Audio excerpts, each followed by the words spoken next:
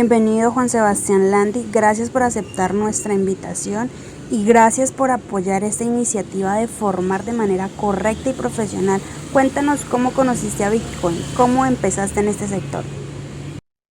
Bien, yo descubrí Bitcoin en el 2017. Estaba estudiando un máster en Europa y uno de los directores del máster nos habló de una tecnología innovadora que no mencionó Bitcoin, pero mencionó blockchain.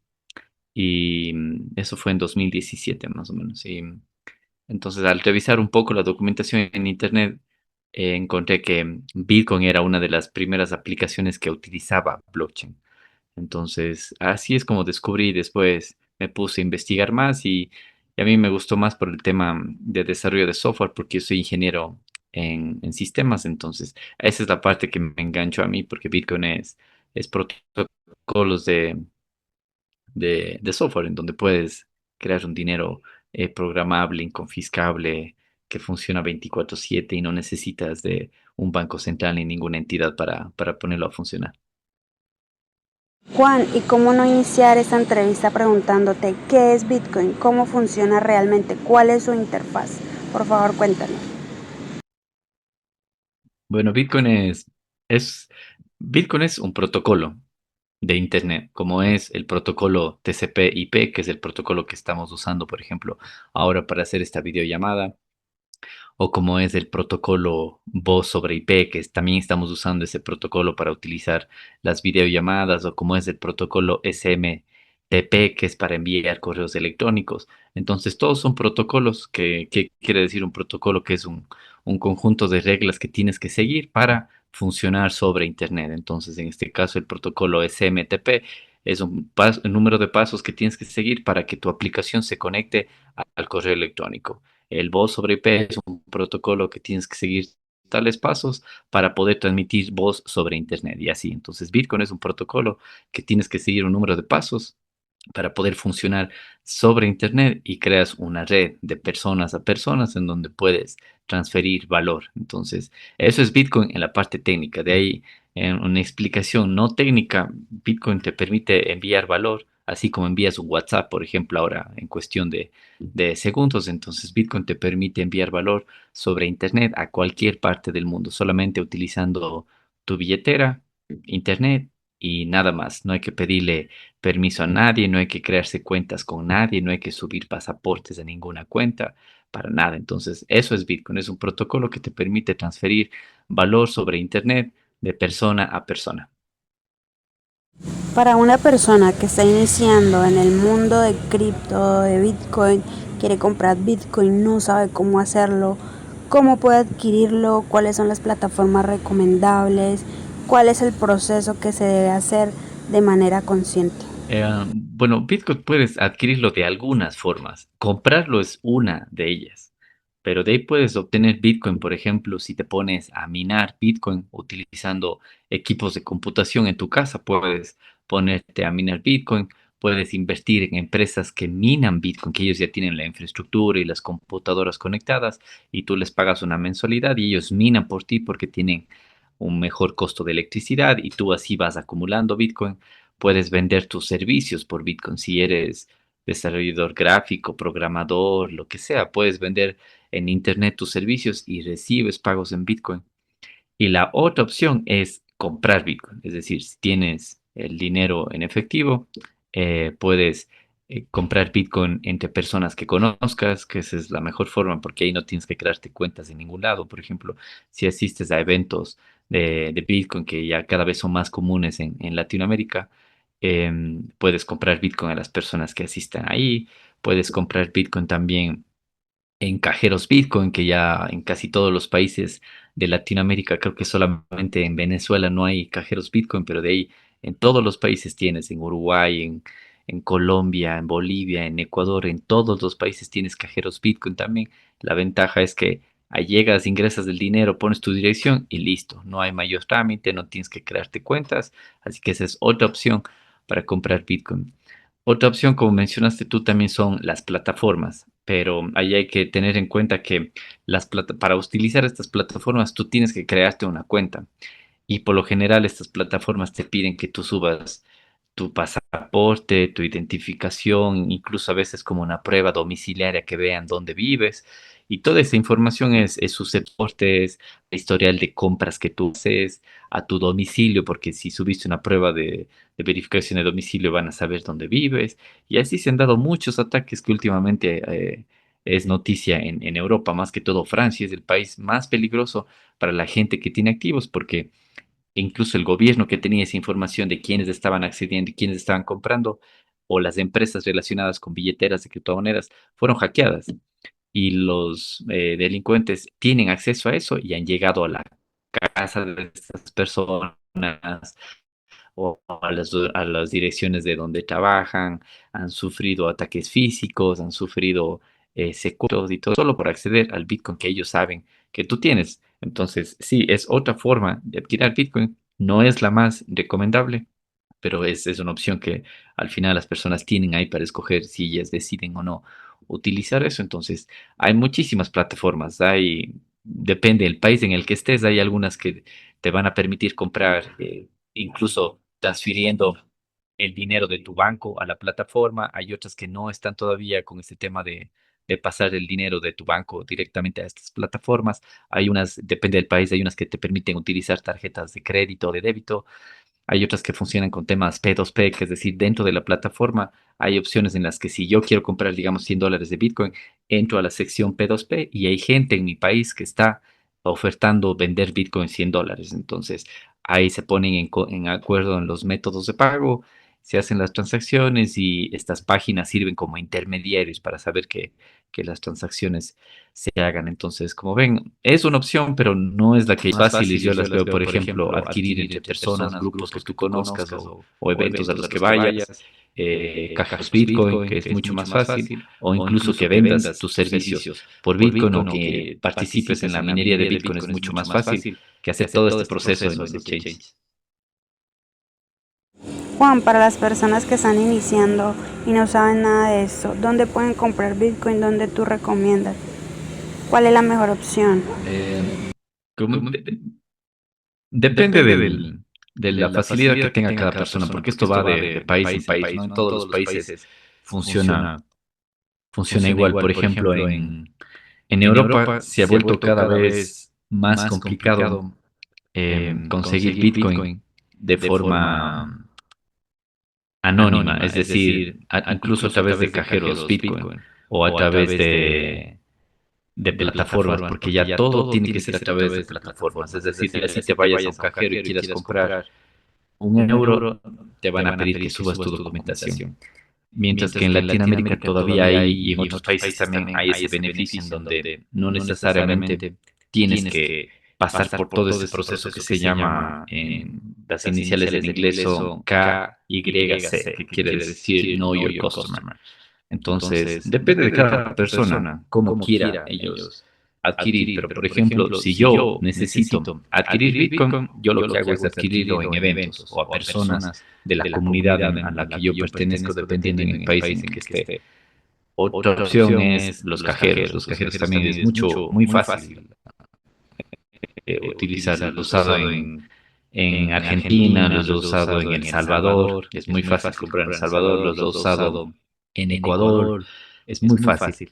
Y depende de la persona cómo quiera adquirirlo. No hay una mejor o una peor forma, porque en cambio puede haber alguien que esté en un país que no haya ni comunidades ni cajeros Bitcoin. Entonces la única forma puede que sea adquirir Bitcoin a través del P2P o a través de plataformas. Entonces es una forma válida también. Lo que sí recomiendo es, si compras utilizando estas plataformas, es no dejar ahí el Bitcoin, porque si lo dejas ahí no es tuyo, es de esta plataforma. Y como digo, todas son susceptibles a hackeos y todas han sido hackeadas. Entonces, lo recomendable es que no las dejes ahí y las saques a una billetera tuya para que en verdad sea tu Bitcoin, no vaya a ser de la plataforma. ¿En qué países se acepta Bitcoin y está regulado? El Salvador es uno de ellos. Hay algunos países donde ya puedes utilizarlo como por ejemplo, como forma de pago en El Salvador para pagar todo, desde tu ingreso al aeropuerto, pagar un taxi. Hay otros países en los que puedes pagar impuestos con Bitcoin, por ejemplo, en Estados Unidos puedes pagar impuestos con Bitcoin en algunos estados.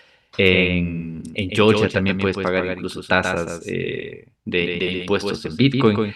Hasta hace 2 días creo, sí, hasta hace 2 días, en Rusia también ya se autorizó el pago de Bitcoin para pagos transfronterizos, es decir, las empresas o instituciones que tengan que hacer importaciones o exportaciones pueden utilizar Bitcoin para hacer estos pagos. Entonces, cada vez hay más y más países que se unen a esto. De aquí, en Suiza también hay ciudades, por ejemplo, Lugano es una de ellas, en donde tú ya puedes pagar con Bitcoin en las tiendas, pagar los impuestos con Bitcoin. Y mucha gente va a decir, sí, pero en mi país no puedo pagar con Bitcoin. Pero no necesariamente tienes que pagar con Bitcoin. Al comercio al que tú vas, no necesariamente tienen que aceptar Bitcoin para que tú lo utilices.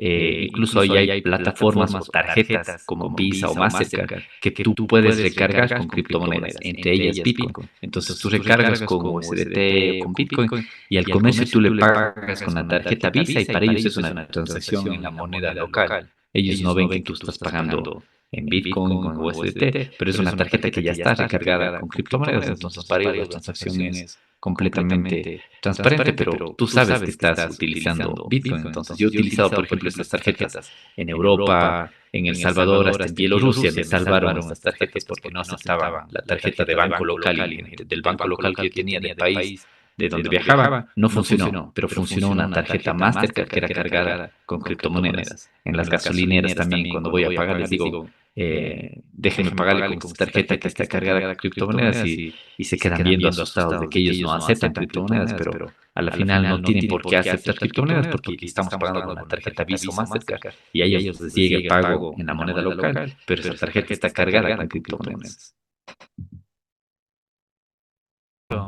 En El Salvador o en Estados Unidos ya hay algunas tiendas también que eh, te aceptan Bitcoin. Entonces, claro, ahí hay de parte del negocio o de parte de la persona. Si tú tienes en tu billetera una billetera Bitcoin, entonces te acercas al local o a la tienda en donde ellos acepten Bitcoin, entonces ellos te digitarán en su billetera, nos tienen que pagar $5. Recuerdo, yo así pagué en un bar en Bulgaria a cuántas cervezas. Entonces ellos te generan el código QR con el precio de lo que tú tienes que pagar. Es como por ejemplo en las máquinas estas de las tiendas, los POS se llama, que en la pantalla tú ves cuánto tienes que pagar con tu tarjeta.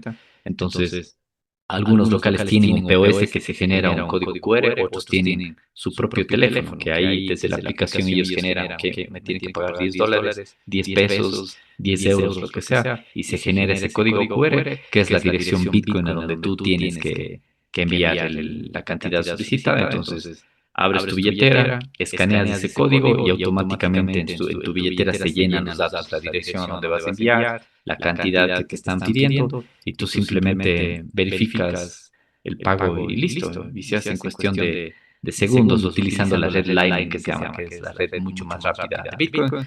O en la red normal se demora unos 10 minutos más o menos una confirmación, pero por lo general en los países donde aceptan pagos en Bitcoin, ellos utilizan esta red Lightning, que es la red de segunda capa, que es mucho más rápida. Entonces toma, incluso yo he hecho pruebas, es mucho más rápido pagar con Lightning que pagar con una tarjeta Visa o Mastercard, es mucho más rápido.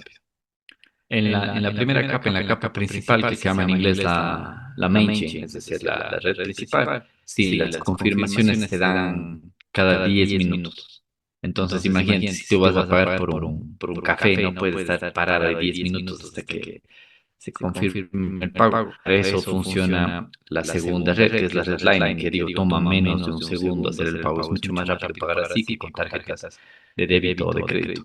¿Y por qué la red principal es más lenta? Porque eso le da seguridad a la red. Así no se puede hackear, así no se puede gastar 2 veces la misma transacción y todo eso. Eso es lo que le da seguridad a Bitcoin. Por eso es que Bitcoin no ha sido hackeado en los últimos 16 años. No ha habido denegaciones de servicio, no se ha caído la red, ni nada de eso. Entonces, para esta red sigue funcionando la red principal y sobre esta red se crea la otra, la red mucho más rápida, que es la red Lightning, y a la final sigue siendo Bitcoin, no es que nos estamos inventando un nuevo Bitcoin o que tiene que funcionar con la red de Visa o Mastercard. No, no, es la misma red de Bitcoin, pero sobre una que funciona mucho más rápido. Entonces, las confirmaciones, ya digo, toman menos de un segundo. Entonces, es parecido al sistema financiero actual. Cuando, o sea, para llegar a entender Bitcoin es muy importante que aprendas cómo funciona el dinero de papel que utilizamos todos los días, estos papelitos de aquí, porque hay mucha gente que esto usa a diario, pero no sabe cómo funciona esto de aquí. Piensan que esto es dinero en sí, pero esto es solo papel impreso, esto no tiene valor, no es que atrás de esto me dan 10 gramos de oro, nada, esto no está respaldado en nada. Entonces, una analogía al Bitcoin, a la capa principal, que es la lenta, y la otra capa, la Lightning, que es más rápido, es, por ejemplo, el sistema de los bancos centrales. Los bancos centrales tienen en sus reservas oro. Entonces, esa es su capa principal, el oro que ellos tienen como reserva. Pero sobre el oro ellos crean, por ejemplo, el sistema SWIFT, sobre el oro ellos crean instituciones bancarias, cada institución bancaria crea su propia aplicación móvil, cada institución bancaria tiene sus tarjetas de crédito, de débito, entonces ves cómo va subiendo de nivel. Entonces es mucho más rápido hacer una transacción utilizando la aplicación móvil que ir a hacer cola en el banco.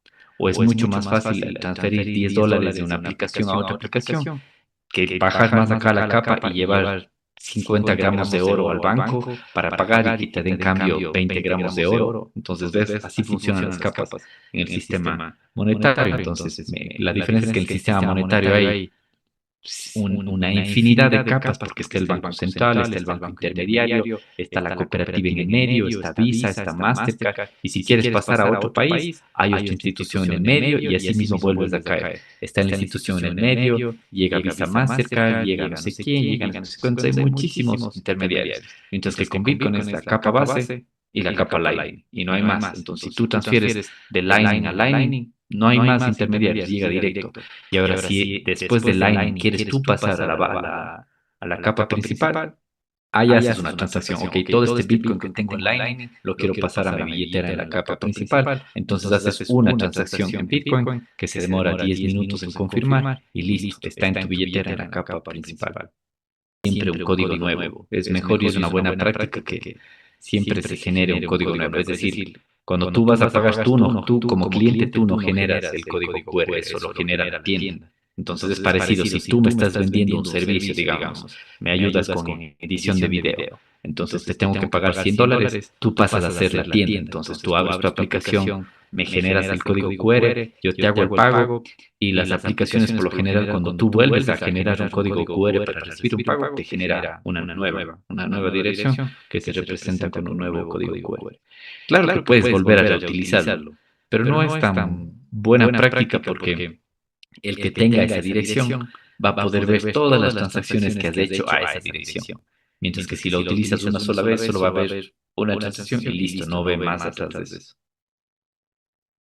Muchísimo. Yo no hago trading, la verdad. No hago trading. Yo me dedico a enseñar y al Bitcoin que tenga acumular. Es una cuenta de ahorros que siempre sube de valor durante el tiempo. Y entre más tiempo pase, más sube de valor Bitcoin. Porque Bitcoin está hecho para eso. Entonces, me parece difícil de entender la idea de hacer trading con algo que sabes que a largo plazo sube. Más bien podrías hacer trading con algo que sea súper volátil, no sé, en un segundo, alguna cosa así. Pero cuando ya sabes que Bitcoin siempre va a subir a largo plazo, entonces no concibo la idea de hacer trading con eso. Pero factores que mueven el precio de Bitcoin, muchísimos. Bitcoin puede subir o bajar de precio porque se pone un nuevo presidente, puede subir o bajar de precio porque hay un conflicto armado en algún lado, puede subir o bajar de precio porque un país decide prohibirlo, entre comillas, porque ya digo, no puedes prohibir Bitcoin, Bitcoin es Internet, entonces tienes que prohibir Internet para que prohíbas Bitcoin. Pero de ahí, y si sube y baja, y más que todo si es que baja, son por factores temporales, o sea, es por la noticia que baja.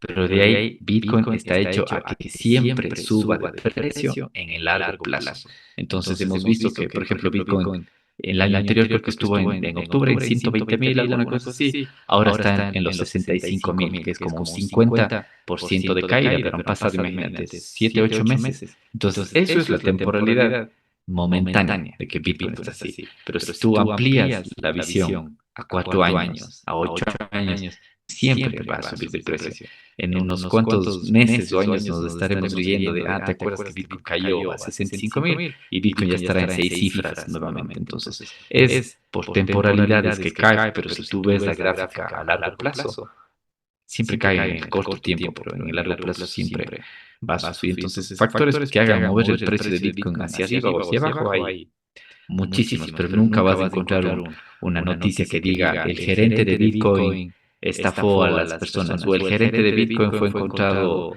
en temas de corrupción, como pasa con políticos, con presidentes, con dueños de empresas, con dueños de accionistas de la bolsa y todo eso. Eso nunca va a pasar con Bitcoin. Es como decir que el Internet cayó la acción de Internet porque ha sido un fraude. Eso decían al inicio. Recuerdo cuando recién se abrió Internet, decían que Internet no servía para nada, que era solo para pornografía y para nada más. Y que para eso teníamos el fax. Imagínate, eso fueron comentarios de expertos en tecnología en los años 90 que estaban en las grandes cadenas de televisión de Estados Unidos. Ellos decían que Internet no iba a tener mayor impacto y que ya para eso tenemos el fax y que solo sirve para pornografía infantil.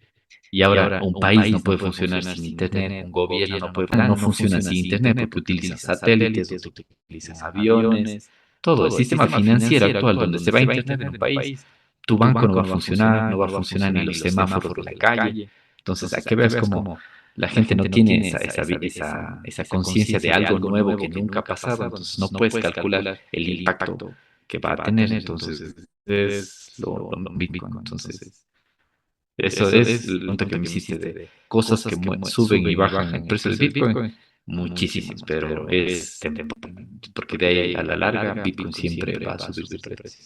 Esta caída del precio ha sido porque ellos han vendido parte de los ETF que tienen. Entonces, pero como digo, esto es temporal porque cada vez hay menos Bitcoin y cada vez hay más empresas, ETFs, BlackRock que quieren Bitcoin. Entonces, esto es simplemente temporal. Los que tienen una visión de largo plazo son los que se benefician de Bitcoin. Los que tienen una visión de corto plazo son los que terminan vendiendo Bitcoin a pérdida o los que siempre están buscando la nueva moneda de moda para ver qué pasa en el corto plazo, pero Bitcoin es la única moneda que ha seguido funcionando en los 16 años. Hemos visto miles de monedas que salen que prometen ser el nuevo Bitcoin y terminan desapareciendo a los pocos meses o años. Llegar a tener las características de Bitcoin, comparas el precio de Ethereum medido en cantidad de Bitcoin, es decir, no en dólares, es decir, si un Ethereum vale tantos decimales en Bitcoin, si ves eso a lo largo del tiempo, ves como el precio de Ethereum siempre está cayendo, nunca sube, si lo comparas en decimales de Bitcoin. Entonces, de que estos grandes fondos gestores tengan Bitcoin y pueden mover el precio, sí, pero es temporal y más bien gracias a estos grandes actores es que se llega a más adopción, lo que los bitcoiners buscaban desde hace años, que cada vez más gente sepa de Bitcoin, es gracias a estas grandes firmas, porque estas grandes firmas llegan, adquieren Bitcoin y ya no estamos de Bitcoin. Ellos ya les venden a gobiernos, a empresas millonarias, a fondos de gestión, a fondos de jubilación, entonces ya salen las noticias y así es como llega cada vez más y más y más capital a Bitcoin y es lo que le permite subir el precio también, incluso hasta estabilizarse durante el tiempo, porque ahora hemos visto una caída del 50%, pero hace años, cuando no habían ETFs, las caídas eran del 80%. Imagínate, porque era mucho más fácil mover el precio de Bitcoin hacia abajo. Ahora es un 50%. Y esto es lo que, como digo, lo que permite que haya una mayor adopción, lo que permite también que haya más inversión en Bitcoin y lo que permite que el precio se dispare. Yo creo que vi la semana anterior una métrica de algún analista de la bolsa, creo que era de España, en donde él mencionaba que actualmente de toda la cantidad de dinero que tiene Wall Street, no está ni el 0.3% en Bitcoin, es decir, los ETFs, las empresas que son con sus reservas de Bitcoin, todo eso. No es es del 0.3% que está, y el precio de Bitcoin está en 65.000. decía, para que Bitcoin llegue a 1 millón, solamente tiene que pasar del 0.3 al 0.6 o el 0.5. Imagínate, es el doble de lo que está ahorita. Solo con eso Bitcoin llega a 1 millón. Imagínate cuando llegue al 1% o al 5% o al 10%, cuál va a ser el precio de Bitcoin. Entonces, los ETF han ayudado para que suba a ese 0.3 y estamos a nada. Es solo cuestión de tiempo de que ese porcentaje suba a un 0.5, un 0.6 y el precio de Bitcoin llegue a 1 millón. Entonces hay que recordarles a los que ven esto que entre más tiempo pase, es más difícil encontrar Bitcoin. Entonces es otro motivo por el que si esperamos 10 años, Bitcoin va a costar más porque va a haber menos Bitcoin en circulación. No pueden pasar 10 años y se van a imprimir muchos más papeles. En Bitcoin no. Cada 10 minutos se emite la cantidad de Bitcoin que se emite y cada 4 años se reduce a la mitad. A diferencia de esto de aquí, que esto nunca se deja de emitir a la mitad o eso. Por eso siempre es que hay inflación, las cosas cuestan más porque siempre se puede imprimir más de estos papeles, mientras que Bitcoin no se puede hacer más. Bitcoin, sino cualquier otra moneda de turno, ¿no? Y terminan no sin entran en estas plataformas no reguladas, como tú dices, que ya, o sea, cada vez salen más, ni los nombres me acuerdo.